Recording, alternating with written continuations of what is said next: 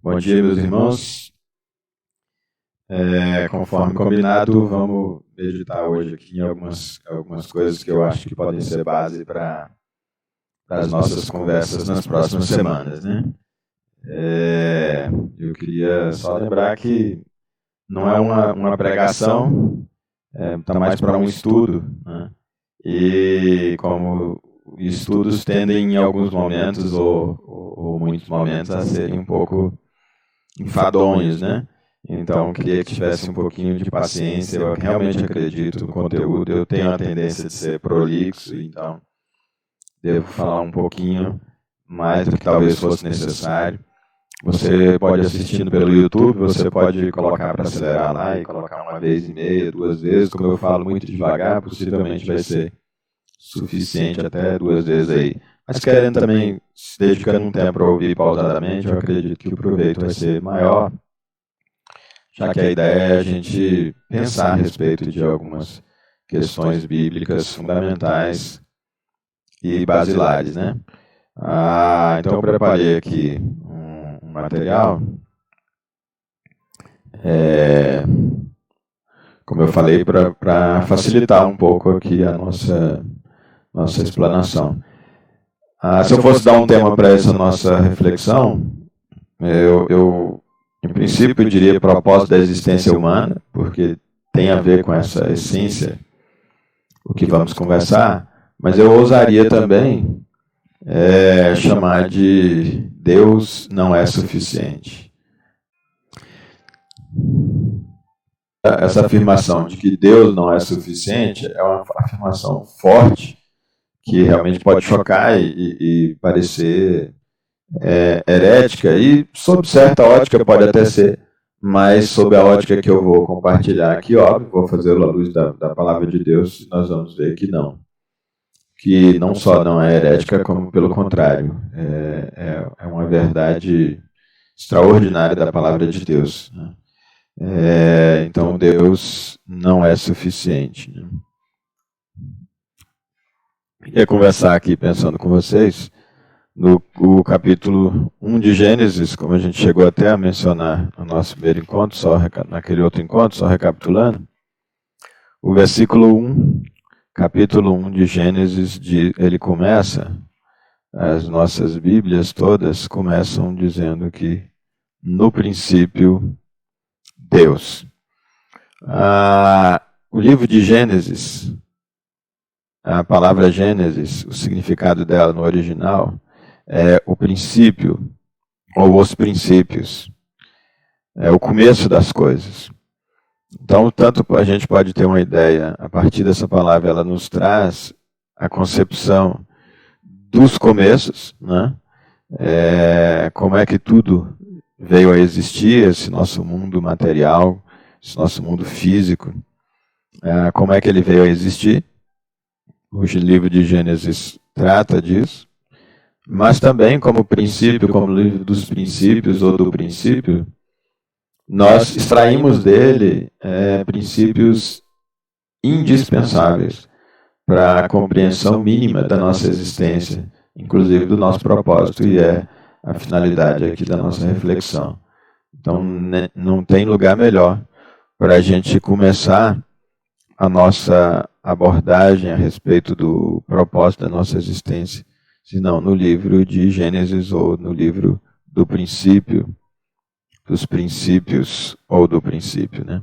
Então, no princípio, Deus, é uma afirmação importante. Deus, no princípio, Deus, como eu falei, já nos fala, nos traz aquela consciência de que é o capítulo 1, o versículo 1 do primeiro livro da Bíblia. O que isso nos diz? No princípio, Deus.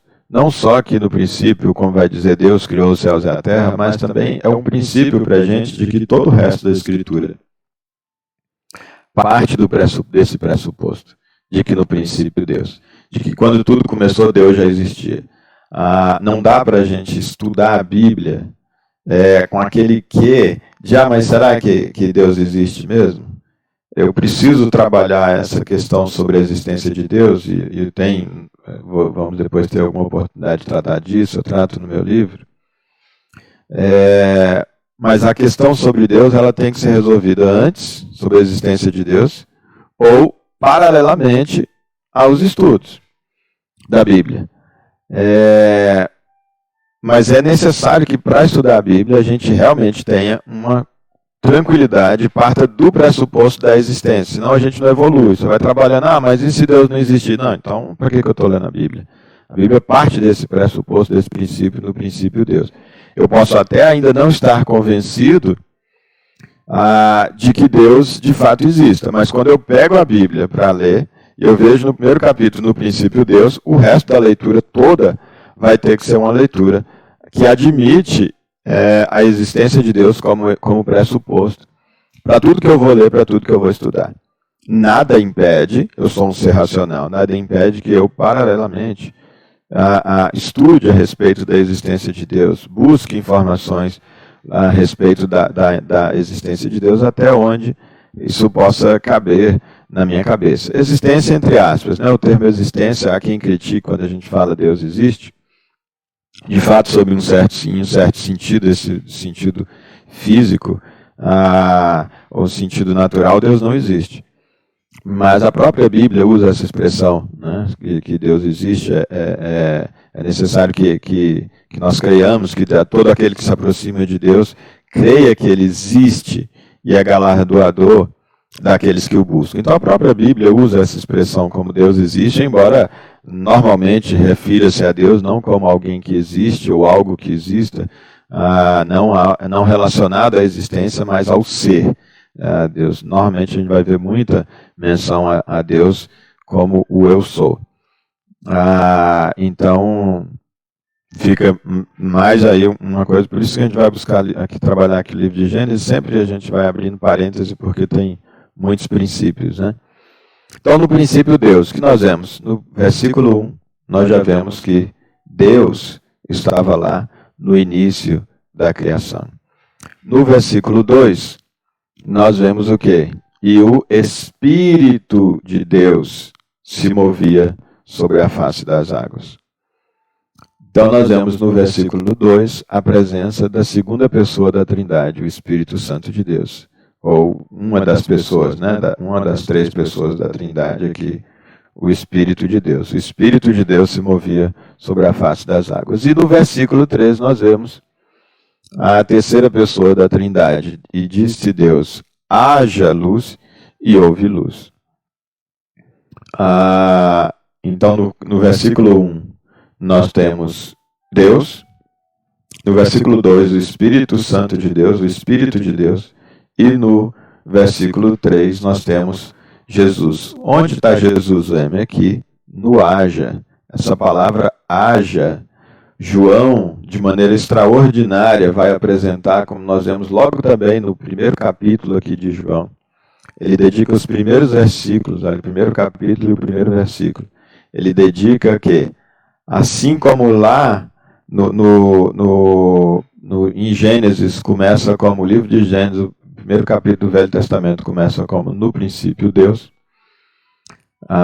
O capítulo 1, versículo 1 de João, e para mim ele, por essa razão, poderia figurar como o primeiro livro do Novo Testamento, ao invés de Mateus, justamente por ele fazer essa apresentação extraordinária. Gênesis, o Velho Testamento, começa apresentando o versículo 1, Deus. E o versículo 1 do Evangelho de João apresenta Jesus como sendo esse que estava no princípio, embora reconhecendo Deus lá, mas a primeira menção que ele faz é a de Jesus. João, o livro de João, o Evangelho de João e as cartas de João são extraordinárias. A gente não pode deixar de ler.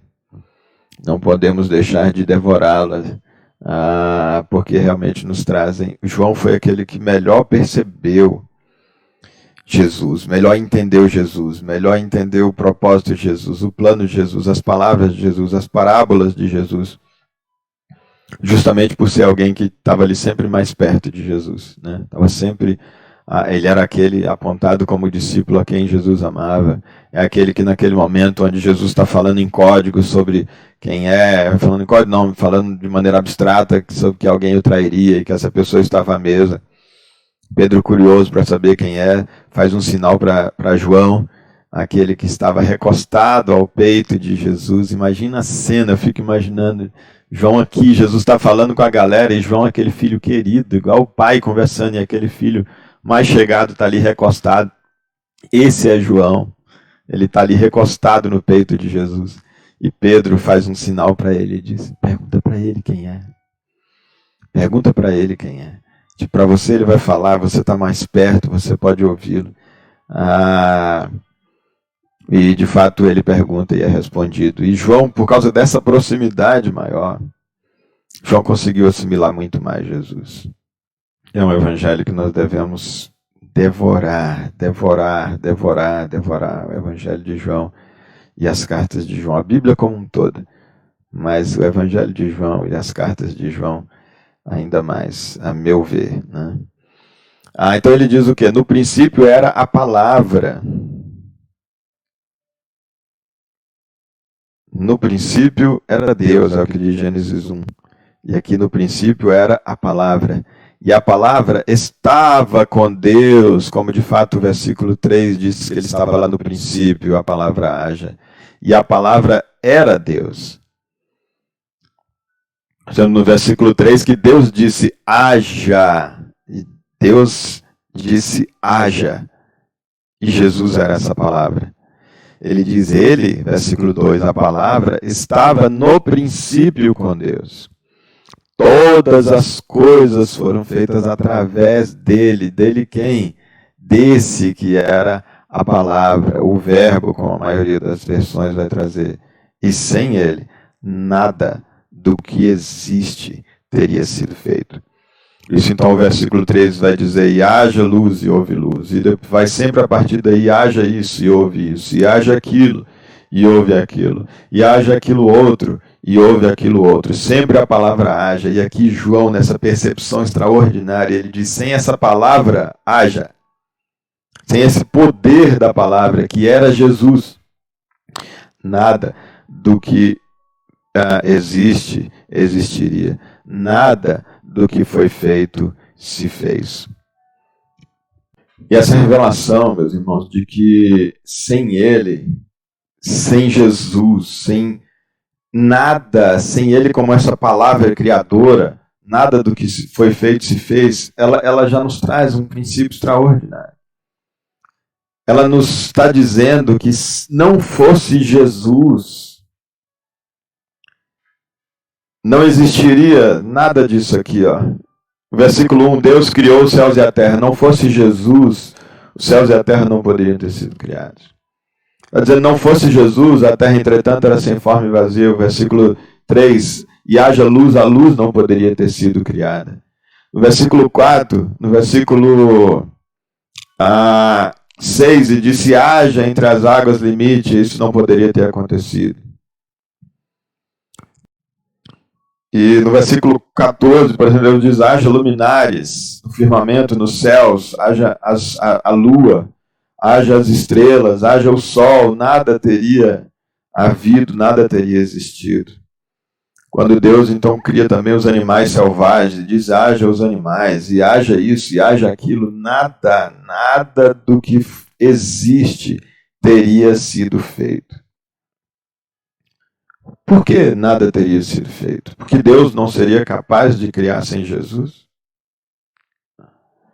Porque sem Jesus Deus seria mudo e não ia poder falar, haja? Será que sem Jesus Deus perderia as suas forças? O superpoder então de Jesus, o poder criador de Jesus, de Deus estaria em Jesus?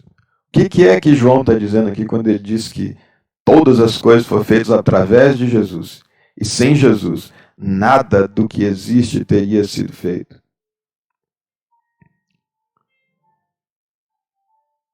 É que Deus, nós vamos trabalhar um pouco isso aqui nesses princípios que a gente traz da formação, mas já adiantando, Deus nos fez para sermos um corpo. Não existe vida fora de Deus.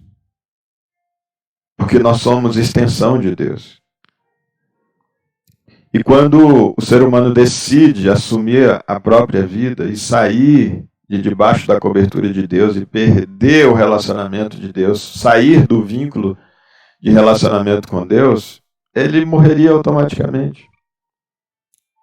E o ser humano está no centro da criação. Deus colocou assim. Deus fez assim. E como ele pecaria, tudo acabaria.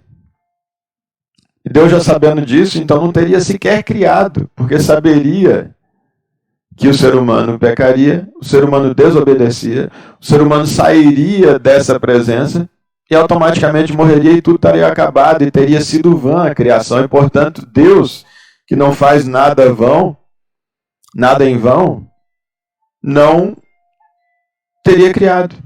Esse Deus cuja palavra não volta vazia, a Bíblia diz isso, a palavra de Deus não volta vazia, mas cumpre o seu propósito.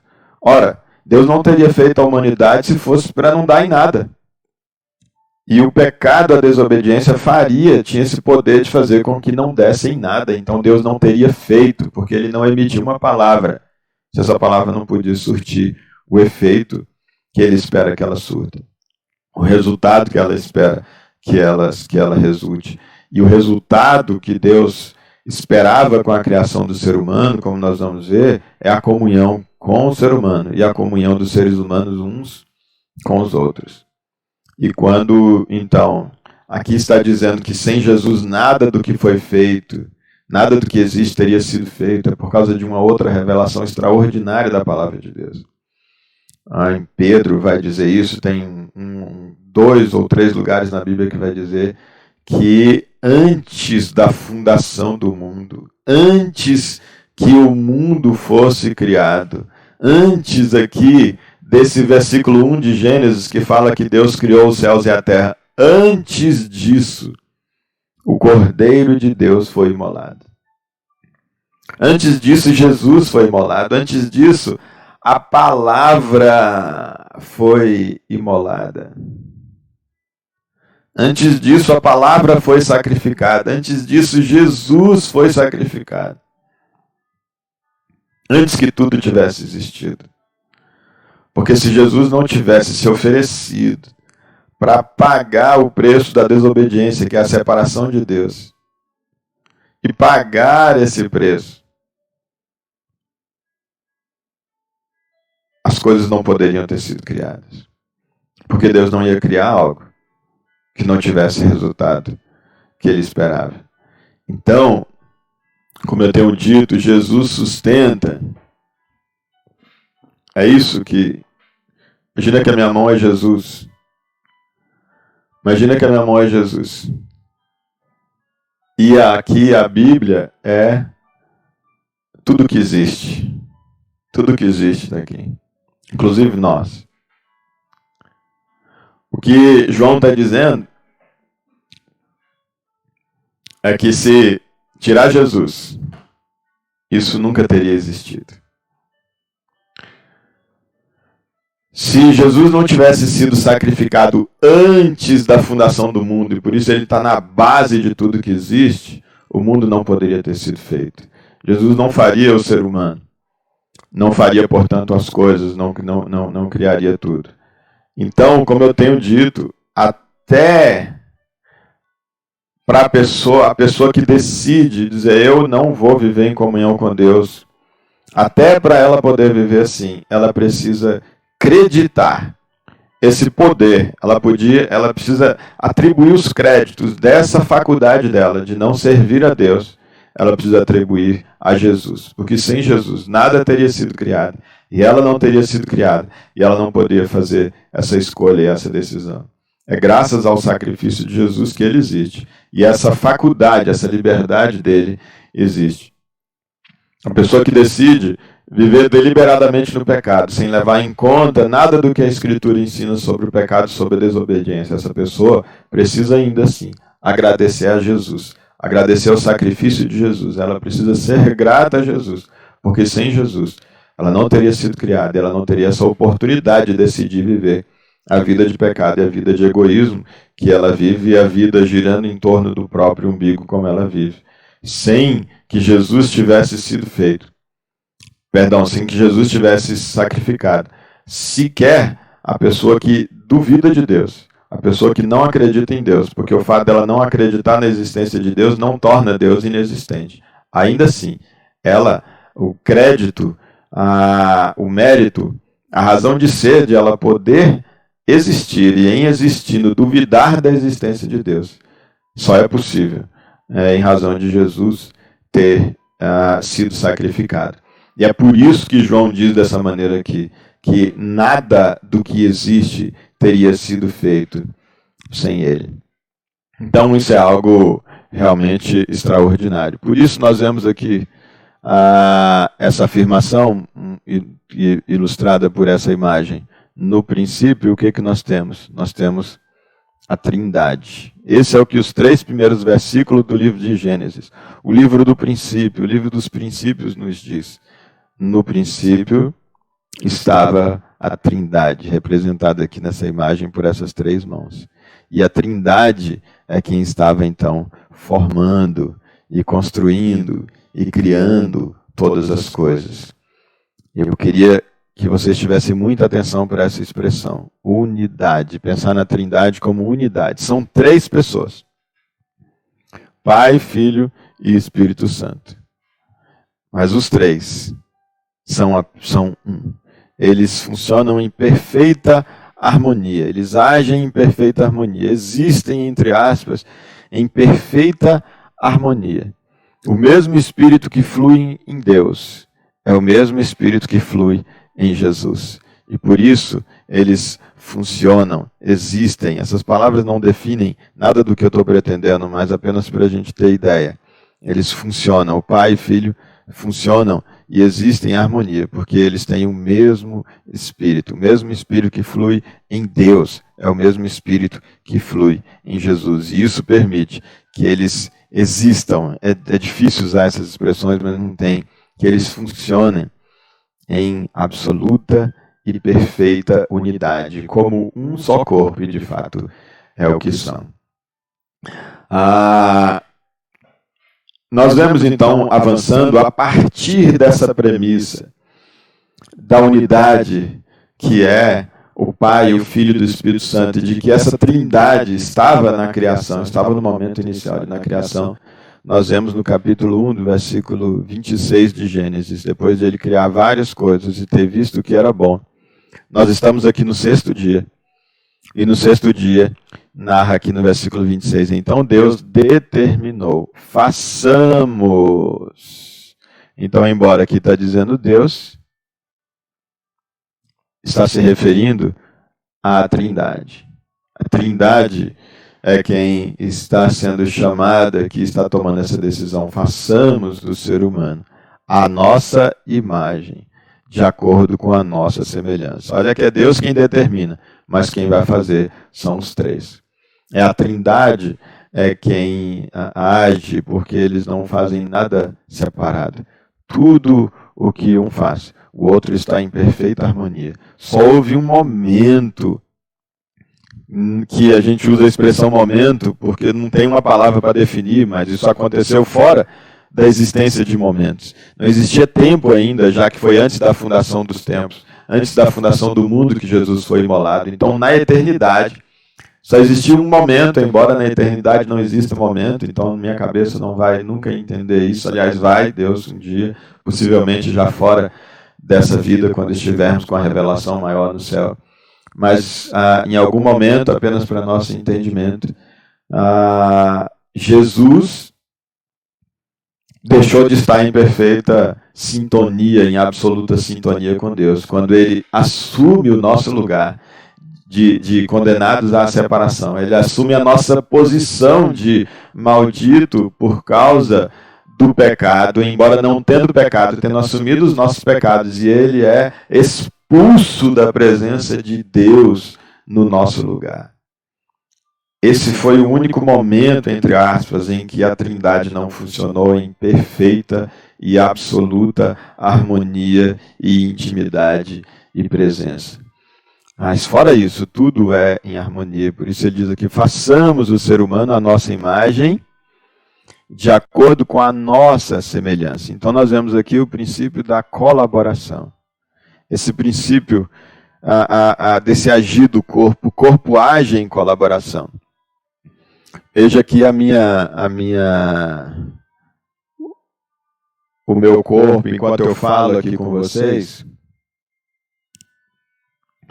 Veja que o meu corpo, a minha cabeça, ela dá um comando. Ela está dando comando para as minhas mãos ficarem paradas. E está dando comando para a minha boca se movimentar.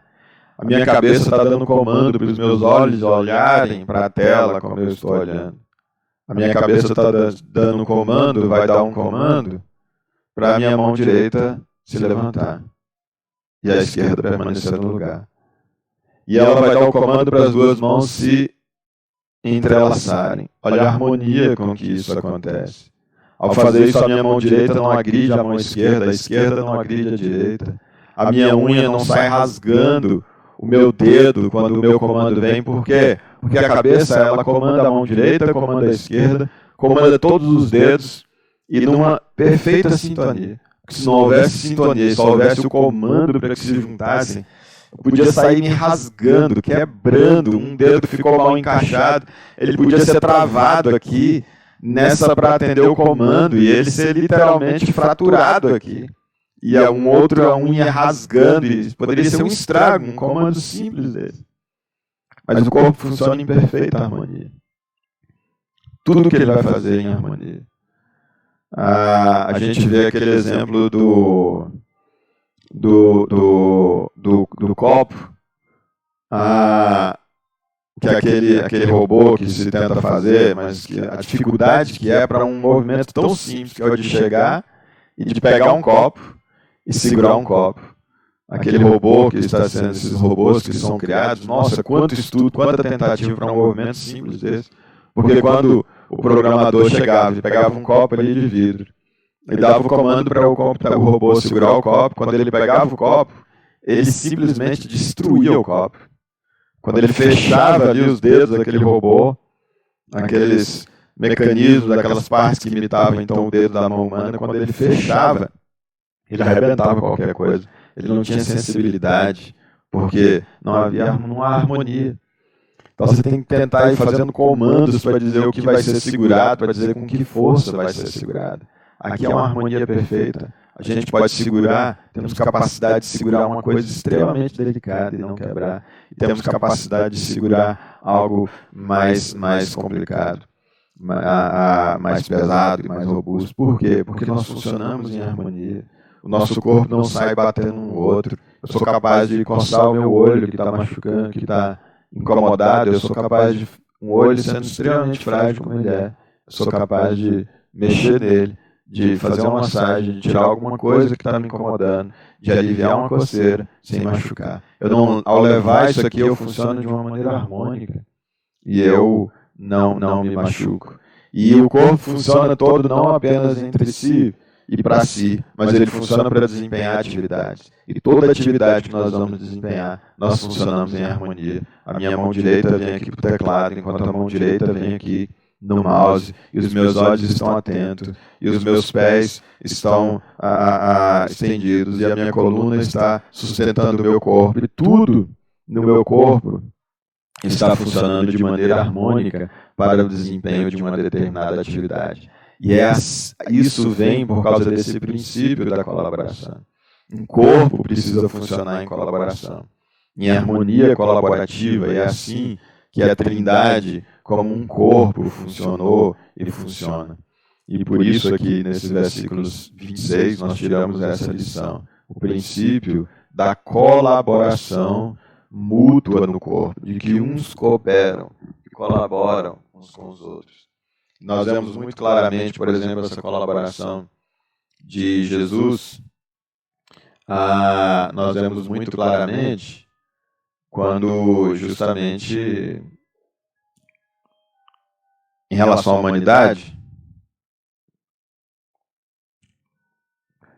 nós vemos essa colaboração justamente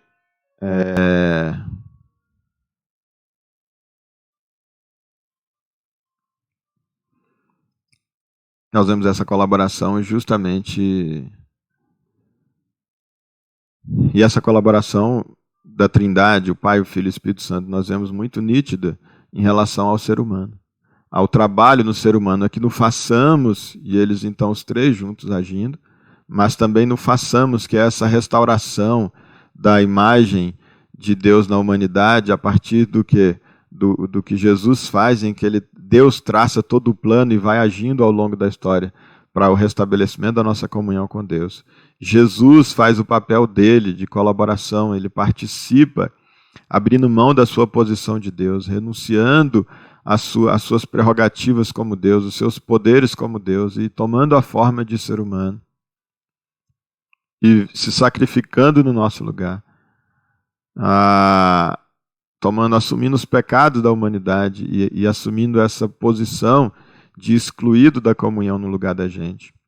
E nós vemos a terceira pessoa da Trindade, uma vez restabelecida a comunhão a partir do sacrifício de Jesus, uma vez viabilizada a comunhão a partir do sacrifício de Jesus, nós vemos que Jesus diz: eu vou embora, mas eu não vou deixar vocês sozinhos, porque agora que o caminho está aberto, eu vou, e eu vou enviar para vocês o Consolador, eu vou enviar para vocês o Espírito Santo, e ele vai continuar ensinando para vocês, e ele vai continuar agindo em vocês, e ele vai pautar a vida de vocês, e ele vai ensinar tudo o que vocês precisam ensinar, para que nós possamos, e agir tudo o que precisa agir, para que nós possamos ser um.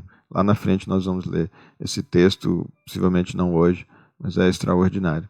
Então essa colaboração da Trindade aqui, esse princípio é extraordinário. O segundo princípio que a gente vê aqui, ainda no versículo 26, é o princípio da imagem e semelhança.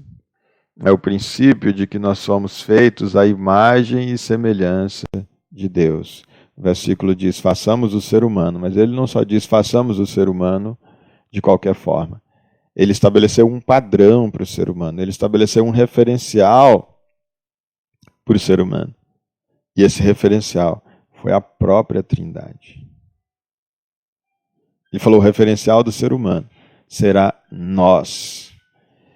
O ser humano vai ser feito à nossa imagem e de acordo com a nossa semelhança. O que então ele está dizendo? Ora, se nós vimos já lá no princípio extraído do versículo 1, 2 e 3, nós vimos que Pai, Filho e Espírito Santo, esse façamos, esse é a quem diz respeito, esse nossa imagem e nossa semelhança. Se nós vimos que eles são unidade, é um princípio deles.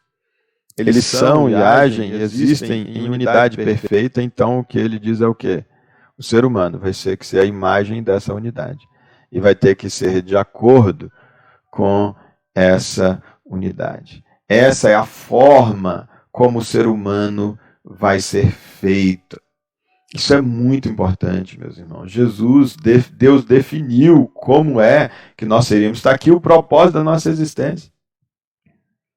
Façamos o ser humano à nossa imagem, de acordo com a nossa semelhança. Façamos o ser humano com o propósito de refletir a nossa imagem e de ser de acordo com a nossa semelhança. Façamos o ser humano para eles serem como nós somos, ou pelo menos a maneira deles serem, lembrar aquilo que nós somos, porque de maneira absoluta eles não vão conseguir ser como nós somos. Exatamente por isso é a imagem e é a semelhança. Mas essa é a ideia, é de que alguém possa olhar para a humanidade e possa ter uma ideia do que nós somos. Possa olhar para a maneira como a humanidade interage, a maneira como a humanidade, como o ser humano e a humanidade se comunica, como eles trabalham, como eles cuidam uns dos outros, como eles agem uns em relação aos outros e para com os outros. Isso possa refletir aquilo que não pode ser visto, que é a Trindade. E a maneira como a Trindade age, existe e colabora entre si. Esse é um princípio, meus irmãos, extraordinário. E ele está na essência da essência do propósito da nossa existência. Não tirem isso da mente, meus irmãos. A Bíblia precisa ser lida a partir desses fundamentos, desses princípios. O princípio de que Pai, Filho e Espírito Santo são um. O princípio de que eles nos fizeram a humanidade, com o propósito de refletir essa imagem dele. Toda a Bíblia precisa ser lida sob essa ótica. Então, sob o princípio da imagem e semelhança, eu queria trabalhar com vocês aqui, esse mesmo versículo que nós lemos, a expressão ser humano aqui, no original, no hebraico,